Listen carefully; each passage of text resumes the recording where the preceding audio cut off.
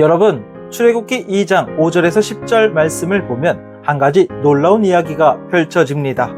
이스라엘의 아기들이 태어나자마자 죽임을 당해야 하는 끔찍한 명령 속에서 한 아기가 갈대 상자에 담겨 나일강에 버려졌습니다. 바로 모세입니다. 그런데 보십시오. 그 아기를 발견한 사람은 바로의 딸이었습니다. 이 얼마나 아이러니한 일입니까? 이스라엘을 말살하려고 했던 바로의 집안에서 오히려 이스라엘을 구원할 지도자가 보호를 받고 자라게 된 것입니다. 여기서 우리는 분명히 깨닫게 됩니다. 인간은 결단코 하나님의 일을 방해할 수 없습니다. 애굽왕 바로는 이스라엘 민족이 강성해지는 것을 두려워했습니다. 그래서 아들을 낳으면 모두 나일강에 던져 죽이라는 끔찍한 명령을 내렸습니다. 그러나 그의 계획은 성공하지 못했습니다. 이스라엘은 오히려 더 강해졌습니다. 그리고 하나님의 손에 붙들린 모세는 죽지 않고 바로의 궁전에서 왕자로 성장했습니다. 이것이 하나님의 섭리입니다. 시편 115편 3절 말씀입니다. 오직 우리 하나님은 하늘에 계셔서 원하시는 모든 것을 행하셨나이다. 하늘에 계신 하나님은 원하시는 모든 것을 무엇이든지 하시는 분입니다.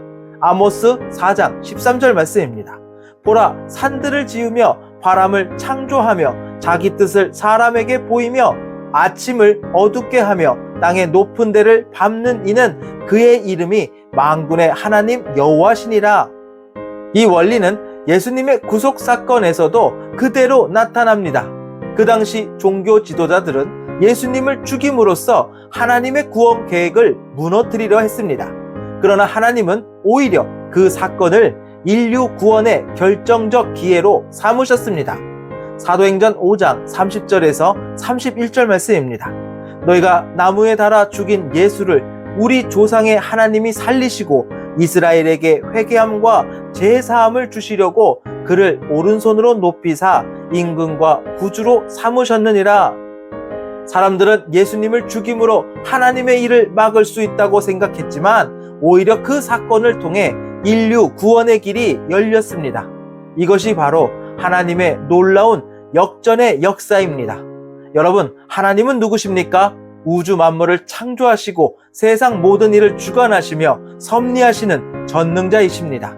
역대하 20장 6절 말씀입니다. 이르되 우리 조상들의 하나님 여호와여, 주는 하늘에서 하나님이 아니시니까 이방 사람들의 모든 나라를 다스리지 아니하시나이까. 주의 손에 권세와 능력이 있사오니 능히 주와 맞설 사람이 없나이다. 이사야 43장 13절 말씀입니다. 과연 태초로부터 나는 그이니 내 손에서 건질 자가 없도다. 내가 행하리니 누가 막으리오. 사도행전 11장 17절 말씀입니다. 그런즉 하나님이 우리가 주 예수 그리스도를 믿을 때에 주신 것과 같은 선물을 그들에게로 주셨으니 내가 누구이기에 하나님을 능히 막겠느냐 하더라. 결론입니다.